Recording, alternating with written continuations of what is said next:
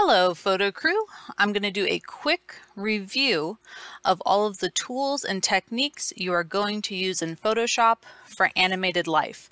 Please keep in mind that the assignment instructions are linked inside of your arts process journal, but in case you need some extra support, especially while I'm out on the field trip this Friday, here's a video that should help you out. So the first thing I'm going to do for animated life, once I have Photoshop open, is I need to open my original photograph that includes a human. Okay? Remember, you are not grabbing your background image for this assignment from Google.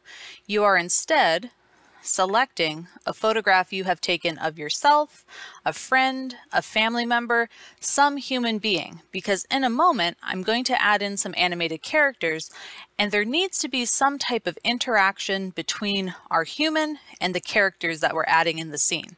So this is a photograph I took of my sister. I have her holding a book and she's in front of my book collection at home. Now personally, some of my favorite animated characters ever, Pokemon. I am a 90s kid, love Pokemon.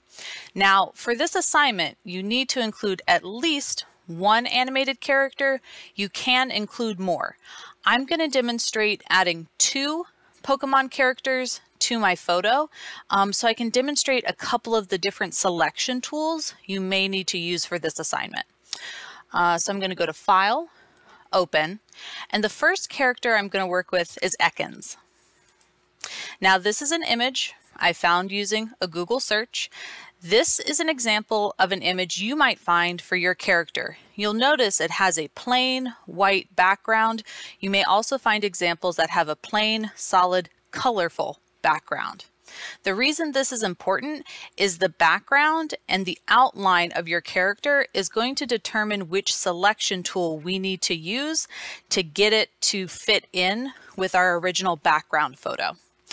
But before I can do any selection tools and layer masking magic, I need to get Ekans over here into the same Photoshop document with my original photo. To do that, we're going to use the copy and paste technique that we practiced in Photo Joiner. So I'm going to go here to my toolbar, grab the rectangular marquee tool. I just need to make sure I get it around my character. I'm going to use the keyboard shortcut Control-C to copy Ekans, click here into my original photograph, and I'm going to use the keyboard shortcut Control-V to paste it in. We can now see that the Pokemon is living in its own layer here with my photograph. Now, you guys have heard me say this multiple times in class.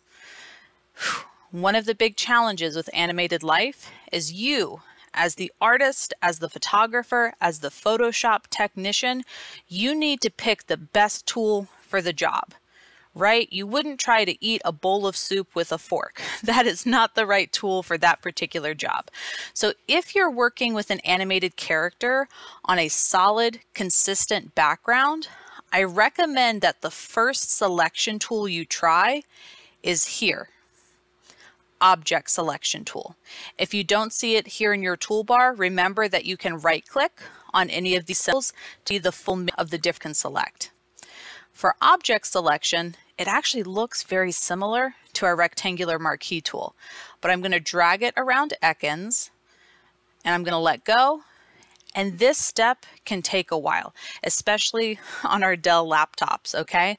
It looks like it's frozen, but I promise you, be patient. The tool is trying to figure out what is the difference between the black outline around my character versus the white background. And it just takes time for the Photoshop tool to figure that out.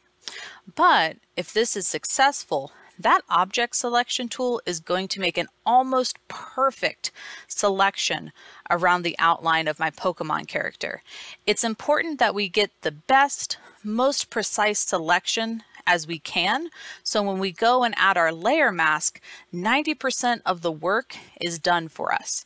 The only thing that we may need to go back and work on once we've added our layer mask is just doing some touch-ups with our brush tool. And we're still waiting. Oh, I think it's almost done. Photoshop is working hard, and bam, Now that is almost a perfect selection. And I didn't do a whole lot of work. I was just strategic and I chose the most appropriate selection tool for this particular image. Now that I have a selection around Ekans, I'm going to navigate here towards the bottom of my layers panel, and this is the symbol we're looking for. All right, the rectangle with the circle in the middle. I'm going to click that layer mask symbol, and two things have happened. You'll notice that the white background has disappeared. It is hidden, and we can see that layer mask has popped up here, and it's connected with our Ekans image. And remember, the reason we're using the layer mask and not the eraser tool is the layer mask really is just hiding all of those white pixels that used to be the background. At any point, I can always go back into this layer mask and reveal any of those pixels if I need to. That's why layer masking is considered a non-destructive editing technique. We're not deleting any information. We're not permanently removing any pixels. We are simply using this mask to hide the background. So once we have enough time to resize and reposition our Pokemon, I'm going to make it look a little bit more like Ekans is interacting with this environment. Okay, but we can also work on some of that finesse and detail next week. So before I end this recording, I want to show you one more example of a different type of image that might require a different selection tool. So let's say I also wanted to add another Pokemon like Sandshrew. Now this image here does not have a continuous plain background. There are different colors, there's some texture, so I'm going to do things a little bit differently. Now, I still need to do my copy and paste technique, okay? So I'm here just in my Sandshrew file. I'm going to go to the rectangular marquee tool, drag that around Sandshrew, use my keyboard shortcut Control-C to copy, click here into Animated Life, and Control-V to paste.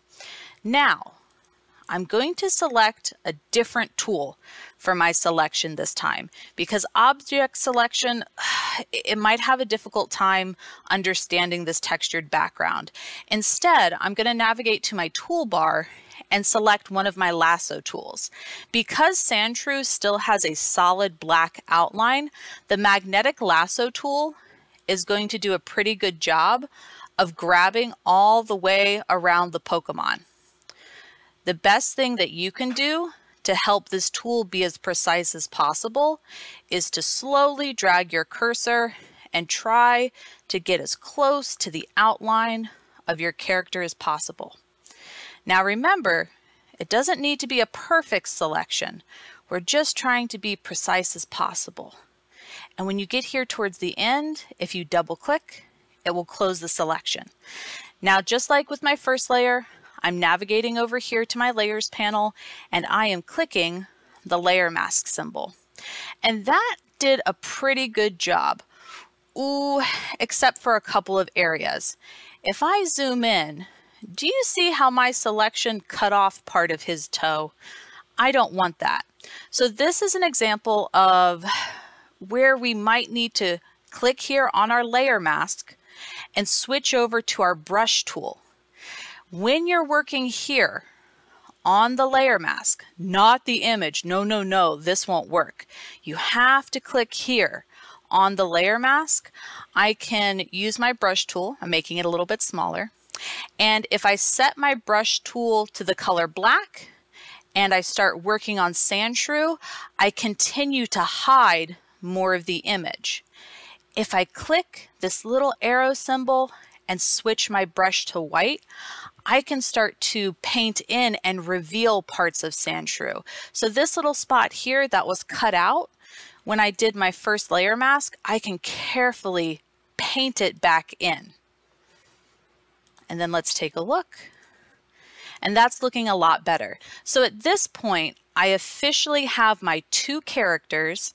I have added a layer mask to each character. My next step, and probably what will take you the most time, is moving the characters around, resizing them, and getting it to look like these characters are part of the scene. So I'm not finished. Right now, it just looks like my Pokemon are floating around in space. This is not finished. However, I'm going to stop here for today. Next week, we can do some more practice on the board, and we can talk about different ways you can use your paintbrush tool on the layer mask to maybe make some modifications to your characters and get them to look like they're interacting with the environment. So let me save my progress for today by going to File and Save. I'm going to save it on my computer, and you know me, I'm going to keep this in my demo folder. You all make sure that you're saving it in your pictures folder. I'm going to save it as a Photoshop document so I can keep working on it. Yes, we want to maximize compatibility. And that's it. All right, I'm going to end the demo here. Good luck on your animated characters. I think you'll have fun and make some creative compositions.